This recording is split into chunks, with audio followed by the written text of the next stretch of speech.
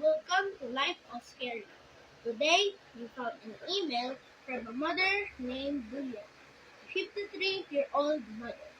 So her story was she had a son, Jerry, that was so sad after her husband passed. She was so angry of losing his father that he went to the woods and never came back. But he did came back after 10 days. But it's not safe. We are going to their house. Let's go, Chester. What you going? Because we need to help Julia and her son, Jerry.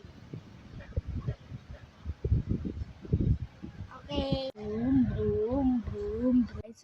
I'm at their house. I'm gonna knock on Dorchester. Okay, bro. Yes. Are you Julia? Yes. Can we come sit down and talk? Yes. Okay. No, come sit down here. Julia, so what has been happening in your house? Well, like I said in my email, I had a son, Jerry, that was really sad of losing his father. So he went through the woods and came back after 10 days.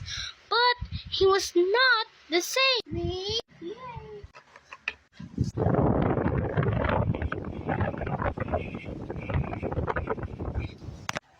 Julia, was that your son? Yeah. Oh my God. Right, Julia. So we'll put cameras in your house and we will watch the footage in the morning. Okay. Alright, Chester, let's go. Let's go. Alright, so we'll put the camera here. Beep, beep. The camera here. Beep, beep. So let's add the camera in Julia's room. Okay, let's go.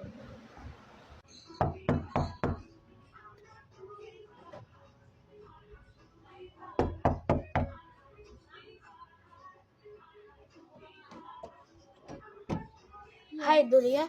Can we put a camera in your room? Yeah. Alright, so we'll put the camera right over here. Beep, beep. So the camera in Jerry's room because he went to the bathroom. Let's go. It stinks, bro. Yeah. Let's hurry up and put the camera here. Beep, beep. Alright, let's go. Me and Chester are gonna ask Julia where our spare bedroom. Julia, can you show us where our spare bedroom is? Yes. Here. Okay, let's go, Chester. Whoa, this looks like a nice room.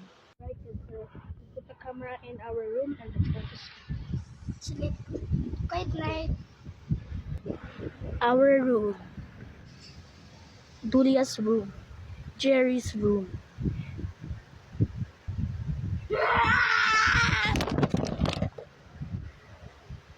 Living room. Our room. Julia's room. Hallway.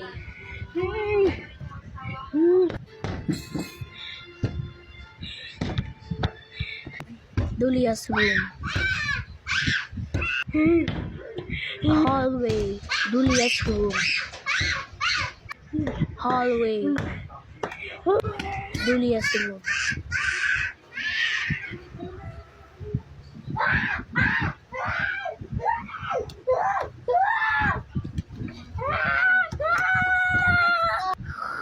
Our room. Where's the screaming? Let's go.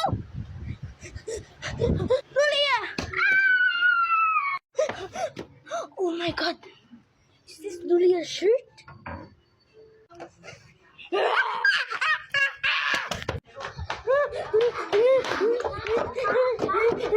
my God.